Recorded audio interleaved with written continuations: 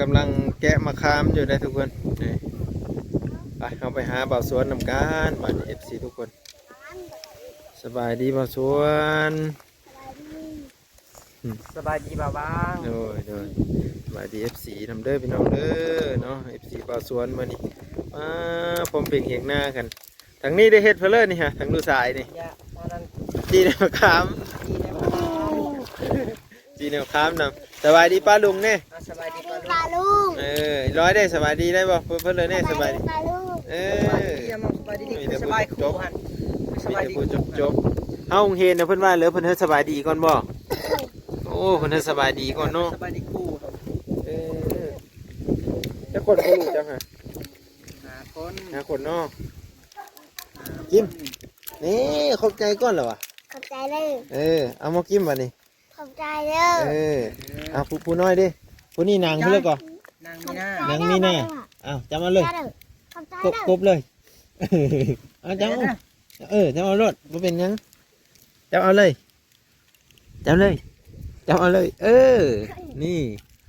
เอาตัวไว้เถอะน้องผู้เป็นอ้ายหันเด้อจะได้เราออกมา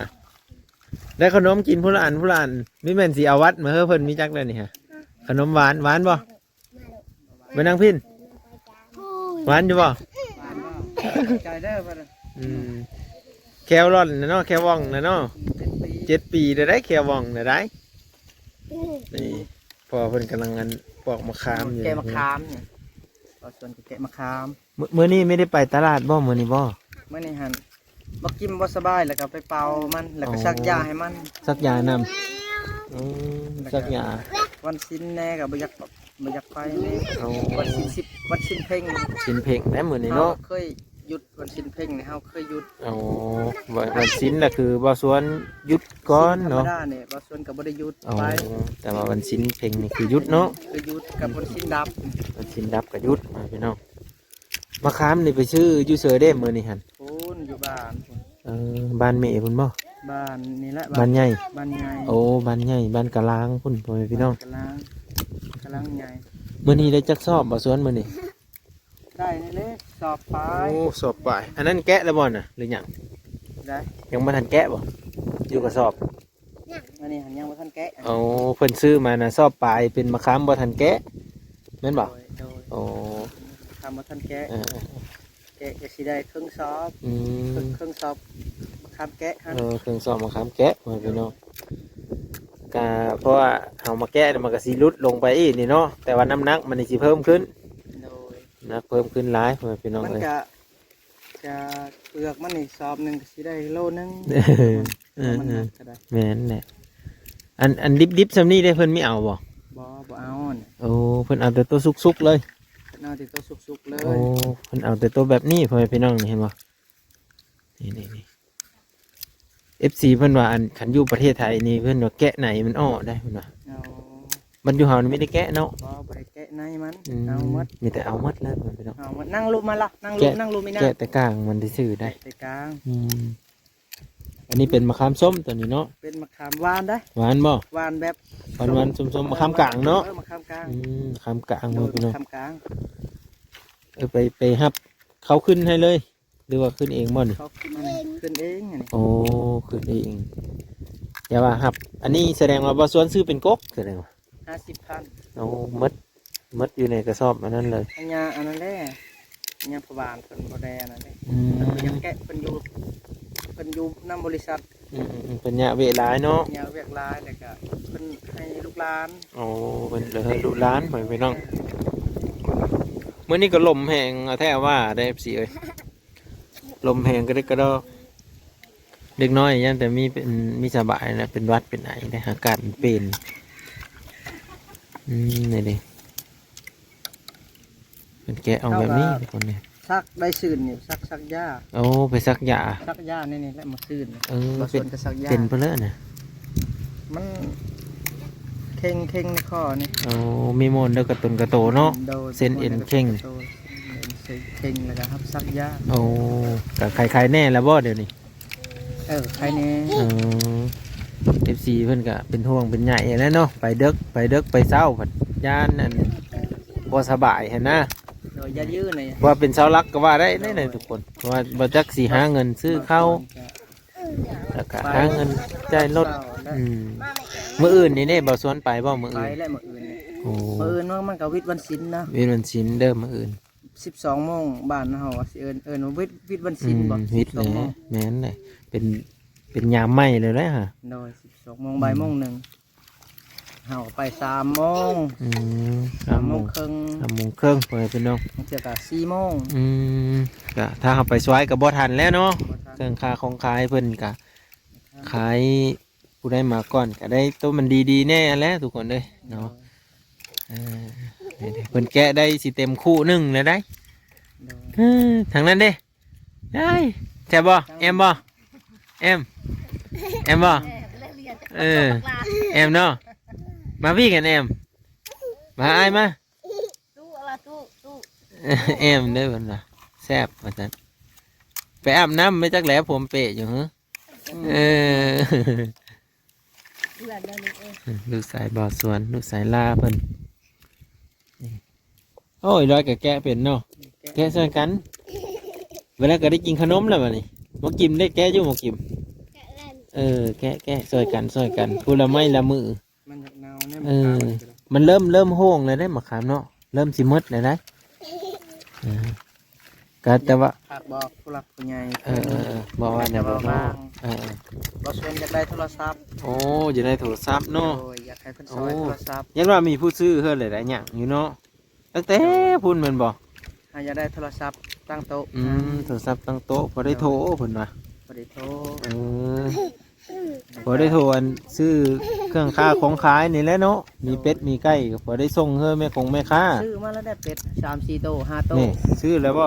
เด้ข้างหลัง โอ้เดี๋ยวจะได้สิไปพาไปเบิ่งที่ว่าพัฒนาได้นี่พ่อแม่พี่น้องเพิ่นน่ะยังขาดแต่การติดต่อเด้อเดี๋ยวนี้เด้อก็คือโทรศัพท์บ่สวนว่ะเพิ่นฝากบอกผู้หลักผู้ใหญ่ของเพิ่นน่ะแหละเนาะหรือว่า FC บ่สวนนั่นแหละพ่อแม่พี่น้องว่าบ้างว่าเป็นซื้อกลางเด้อมื้อนี้เด้อมันสอบถามเพิ่นน่ะนะ อยากได้โทรศัพท์และบางส่วนก็ยังบ่มีเงินซื้อนั่นแหละ ว่าเจ้าไปซื้อเป็ดซื้อไก่นี่เห็นเลยโทรหาเขาก็บ่ได้บัด ไป นี้ นัดเขาอยู่ โอ้ต้องได้นัดไว้ก่อน โดย โอ้สมมติว่าจะไปขายตลาดมื้อนี้เจ้านัดไว้มื้อนั้นมื้อนี้เด้อค่อยสิมาเอาเป็ดแบบนี้บ่ โดยเป็ดไก่แต่บางส่วนก็ซื้อกับเงินบ่หลายปานใด แต่ว่าต้องได้นัดเขาไว้ก่อนเนาะ โดยซื้อกระดำโต2 โตนัดทายไปนำแบบ กำไรนิดๆน้อยๆเนาะ ตัวได้พอได้ก็ว่าส่วนญาติซื้อว่าง่ายๆนะบ่ได้ซื้อเอาไว้ซื้อขายเลย ซื้อขายเลย ซื้อเอาไว้ก็ พอได้กำไรแล้วก็ขายไปเลยเนาะ โดยบางส่วนเงินบ่หลายบ่ได้ซื้อเป็น4-50 ดอก โอ้ เดี๋ยว7-8 โตก็ขาย พอได้ตื่นทุนกันเนาะ โดยบ่ได้ พ่ ซื้อ อพี่น้องเอ้ยเนาะถือว่าบ่สวนตั้งจิตตั้งใจอีหลีได้นี่พ่อพี่น้องมะขามนี่เริ่มหมดนี่เขาซื้อโลเท่าเลิศบัดนี้ เขาซื้อแถวบ้านน่ะคือว่า เขาซื้อให้บ่ส่วนคือว่าโล8,000 โล8,000 ซื้อบ้านคือว่าละ7,000โลละ6,000แล้วก็สิซ้ำกันแล้ว โอ้ บางคนก็6,000 อืม บางคนก็ ใส่หลายโหลเนาะ ใส่หลายโล วันนี้บ่สวนกับไปขายต่ออีกว่าให้พี่น้อง ขายต่อให้พ่อค้าเขาพุ่นแหล้ว เอาหลายก็บ่ได้มาขามนี่เอาแต่เขตบ้านเฮานี่แหละบ้าน โอ้ เฮานี่แหละคันว่าเขตบางโคนปะใหญ่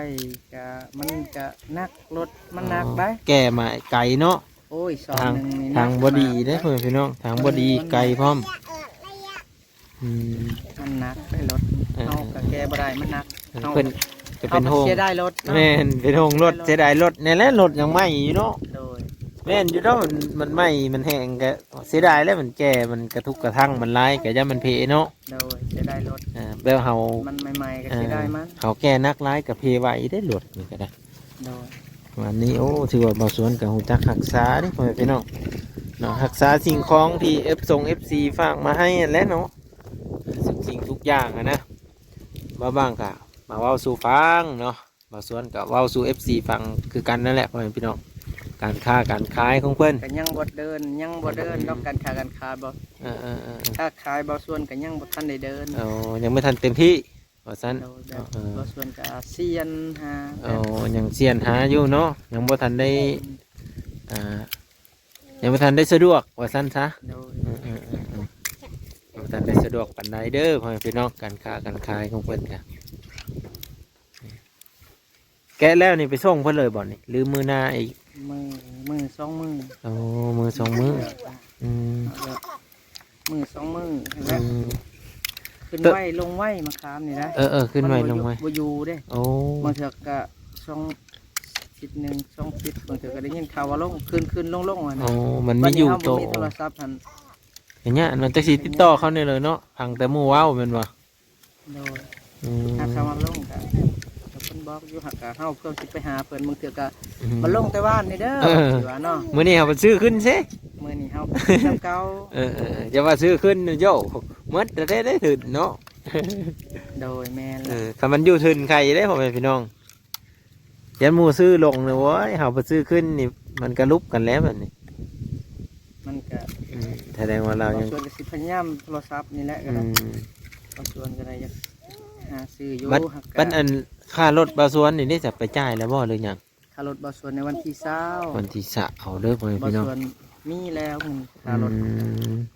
บางส่วนมีแล้ว มีแต่บาสวนนี่เตรียม ก็เอาเงินค่ารถนั่นแหละหมุนไปหมุนมานี่ อ๋อ ก็เป็นวันที่20ก็คือว่าเงินเพิ่นวันที่20ก็เงิน เงินรถตัวจริงเลยแล้วตัวนี้เนาะ รถเลย แต่ว่าตัวนี้บาสวนยังเอาไปหมุนซื้อมะขามเพื่อจะได้มีกำไรต่อยอดกันพ่อแม่พี่น้องแต่ถามว่าหลายบ่กำไรนี่ก็บ่ได้หลายดอกเบิ่งจากการซื้อขายก็ได้กำไรละพันละสองแต่ว่าต้องตื้มกำไรละบาท2 บาท แต่ว่าอาศัยตื้มกันหลายโล โดย หลายโลเดี๋ยวเพิ่นมารับซื้อฮอตปี้บ่บาสวน ก็ฮอดพี่เพิ่นก็มาเอา โอ้เพิ่นมาเอา ฮอดบะเพิ่นก็มาเอา คันมันหลายคันสมมุติว่าซ้ำสอบหนึ่งนี่เด้เพิ่นมา โอ้ อย ยู่บ่ เพิ่นบ่เอาสอบหนึงก็เพิ่นก็บ่มาแล้วรถใหญ่รถ6ล้ออันเด้ ขันซ้ำบาสวนนั่น พุ่นอยู่อันนั้น เมืองสวนพุ่นขันซ้ ซื้อหลาย ำซ้ำบาสวนแกะไว้ตอนนั้นน่ะคือเพิ่นมาเอาเนาะเพิ่นหลายโล โดยพวงหันเพิ่นมาอยู่ อืม อันนี้มันบ่พอหลาย มันมีพอหลายแต่เพิ่นกับน้ำเมือกน้ำมันเพิ่นมาเพิ่นพี่น้องนี่แหละ FC ก็น่าจะหูจักเนาะบัดนี้ความคืบหน้าหรือว่าการซื้อขายของบาสวนเป็นอย่างไรนะบางคนก็อาจจะอยากหูจักอยากหูจักวิธีของบาสวนว่าเพิ่นเฮ็ดอะไรอยู่ในใดเด้บ่ได้เห็นแต่เฮิงว่านี่นะ บ่ส่วนหันอยากได้เงินเก็บมื้อละ30,000เรือซื้อข้าวซื้อน้ำอยากได้เงินเก็บ30,000จักสิว่าแนวใดจักบ่สิเฮ็ดแนวใดบัดนี้ให้มันได้มื้อละ30ตัว เพิ่น หัก อยาก ค่า ได้ รถ มื้อละ 30,000 โด เนาะ ย เป็นเงินกีบก็อยู่ประมาณอยู่30 บาทว่า แล้ว พี่น้อง ก็โตซื้อข้าวก็บ่ส่วนก็ให้หมดซ้ำนี้แต่ละเดือนน่ะนะบ่ส่วนสิเฮ็ดแบบนั้นแต่ว่า สิเฮ็ดแน่ได้บางส่วนอยากได้เงินมื้อละ30,000กีบบางส่วนก็พออยากเก็บไว้น้ำแน่เห็นว่าทอกเตะรถกับทอกยูรถกับบางส่วนก็สิทอกอยู่ใจใส่คือว่าเฮาก็เป็นหนี้เฮาก็สิทอกรถนั่นแหละแต่ว่าอยากได้เงินเก็บน้ำแน่สิเฮ็ดแน่ได้บัดนี้คือว้าวอันนี้ก็ขอโทษขออภัยผู้หลักผู้ใหญ่ทุกคน ให้ ขอ FC โทษขออภัยเด้อ เนาะให้ FC แสดงความคิดเห็นเนาะหรือว่าบอกแนวทาง โดย พอเป็นไปได้นะพ่อพี่น้องเรามือละ30 บาท30 บาทต่อสวนวานะ30,000กีบก็เป็นเงินอันนั้นดีกว่า60 บาทแล้วเลย60 บาทได้จะเป็นเงินกีบ30,000กีบฮะเนาะใครมีความคิดเห็นจังได FC บ่าวสวนก็แนะนำแน่เนาะพ่อพี่น้องคือบ่าวสวนเจริญรุ่งเรืองขึ้นกว่าเก่าให้บ่าวสวนสะดวกสบายขึ้นกว่าเก่าเนาะมีการติดต่อสื่อสารสะดวกขึ้นพี่น้องเนาะแต่ว่า FC บ่าวสวนเห็นแล้วโอ้ยเมตตาบ่าวสวนเนาะซื้อโทรศัพท์ให้เพิ่นจักเครื่องหนึงก็เป็นการดีพี่น้องเนาะเพื่อเสริม ดูแลเป็นซื้อให้ เนาะเพื่อเสริมมันนี่แหละนี่เพื่อเสริมในการติดต่อสื่อสารนี่แหละสะดวกสบาย FC เอ้ยเนาะบางก็ได้แต่ว่าสู้ฟังนี่แหละพี่น้องเอ้ยซอยกันได้นี่มาตักลูกน้อยลูกใหญ่เลยนี่เบิ้งมาบางสิเอาให้เบิ้งเด้อนี่เห็นบอกเพิ่นซอยกันเอาสู้อีร้อย เนาะมีแต่คนเก่งๆนี่แกะมะขามซอยพ่อแล้วก็พ่อเพิ่นก็สิเอาไปขายไปนี่แหละเนาะพี่น้องอืม บ่ได้ซื้อโทรศัพท์สิบ่มีเงินซื้อเครื่องสิบ่มีเงินซื้อมะขาม คันเอาไปซื้อโทรศัพท์นี่แน่นอนเลย โดย ถึงเจ้าก็หมดเด้อแหละ โดยแต่ว่าเฮาก็คันว่าไปขายคันว่าไปขายซื้อหันซื้อนี่ก็2 มื้อ3 มื้อเนาะจังได้ขายเนาะ แม่นเลย บ่ได้ตามเฮาอยากขายไว้ๆหาบ่ได้ คือเจ้าไปซื้อมะขามแบบนี้เนาะ โดย ก็ประมาณ2 มื้อพุ่นแหละนี่ 2 มื้อ3 มื้อจังได้ขาย 2-3 มื้อจะได้ขาย 3 มื้อและชมบ่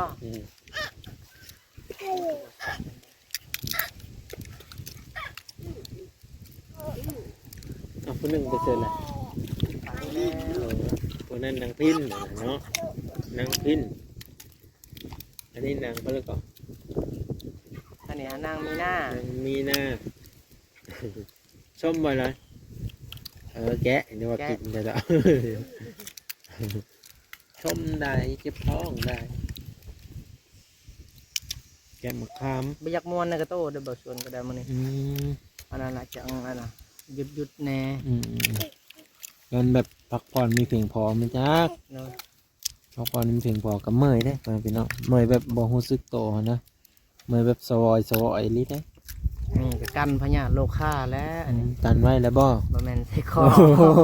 เบิ่งในนี่ก็ฮู้แล้ว อ๋อ ก็จะได้เงินก็จะเป็นไปนี่ หันบ่ไหวบ่ได้เด้อเนาะ โดยจะกันพญาแล้ว กันปัญญาเพิ่นเลิกปลูกเพิ่นน่ะบ่ซั่น เนี่ยมาหาแต่วัดพอจะไล่ โอ้เพิ่นปลูกให้เนาะ แทนเพิ่น อืม วัดพระจันไล่เมืองชน โอ้เพิ่นปลูกแขนให้เพิ่นปลูกอันคอให้เพิ่นพี่น้อง ไปขอปูซาน้ำเพิ่นแล้วน้องมาปลูกเอง เพราะว่าพระพ่อจันลายนี่ก็เป็นพระคู่บ้านคู่เมืองของชาวพี่น้องเมืองสดเนาะ โดย นี่เห็นบอกเพิ่นพร้อมเพรียงเคียงหน้ากันแกะมะขาม ยัง ขอบตัวใหม่มาก ขอส่วนประจิตทอกจะอีกได้มานี้ได้เต็มที่มาพี่น้องเต็มที่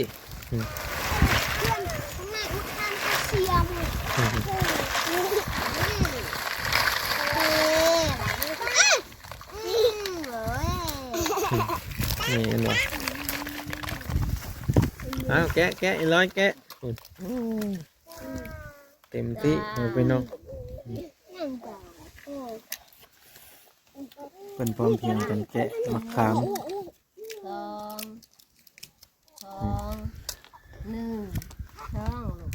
2 อากิมได้ไปโรงเรียนอยู่กิม บ่ได้ไปมื้อนี้ มีสบายเนาะโอ้แม่นนะผมเพียงคันเพื่อนไปกับมื้ออื่นพอแล้ววันจันทร์มื้อนี้วันอาทิตย์เด้มื้อพี่น้องแม่นบ่ วันจันทร์ มื้อนี้วันจันทร์โอ้ยลงมือลงยามเลย งามเนาะ เออเพิ่นมีสบายแล้วไม่ได้ไปโรงเรียนแล้วเพิ่นน่ะพุ่นน่ะดีคักพุ่นน่ะพ่อแม่พี่น้องเอ้ยเพิ่นยังสิได้ไปมาเยอะคักเนาะตัวนี้ ตัวเจ้าอันแกะมือนี่ กกเดียวเลย กุกเดียวนะปังโท ใช่เด้บ่ เต็ ห ม นงบ่เห็นเลยบ่ บ่นงยังไม่ทันมาทำเลยบ่นงเลย เพิ่นสิมาบ่เพิ่นบ่ เพิ่นติดเวะแน่น้อยหนึ่ง โอ้ เขาก็มาแต่เวะอยู่ตะแล้วนี่ โดย เลย ติดภารกิจ ว่าไปบะไปเมืองสีโนว่าน เออ ถ่ายมา บ่าวน้อง มันไงมาขามเนี่ยมีแตะนวยใหญ่ๆใหญ่ ให้ใหญ่ ๆติดก็ให้ได้หลายๆกิโลเด้อพ่อพี่น้องเอ้ยเอาเพื่อสิได้เงินมา ๆน้ำหนักได้ ซื้อของอยู่ของกินให้ลูกให้เต้าเพิ่นนั่นแหละ ต่อถึงไปอีกเป็นหมอกเงา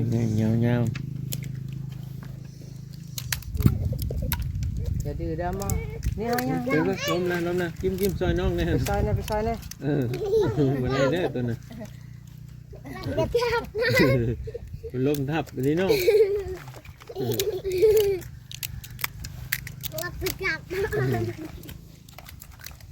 ลุกลุกได้ป่ะลุกขึ้นแล่นแล้วแบบนี้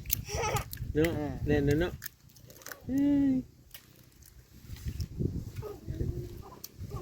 ลองมันทับไปเด้อลองมันทับเด้อ เอาซิมอนคายก็ได้กำ ซ่านี่ อืม ไล่ไว้กะบางเทื่อก็ไว้บางเทื่อก็ซ่าครับ อิงตามเอาขายเขาแกะเนาะ โดยแต่มันน้อยกะเฮากะพาหมูมันก่อน โอ้พอได้ตื่มกันแล้วก็ พอได้ ได้ร้ายอันน้อยเดียวแบบนี้หมูกะราคาก็ไม่จะปานเลยนะเนาะหมูเห็นมันน้อยเด้ เฮาก็เว้าไว้แล้วเรียบร้อยแล้ว โอ้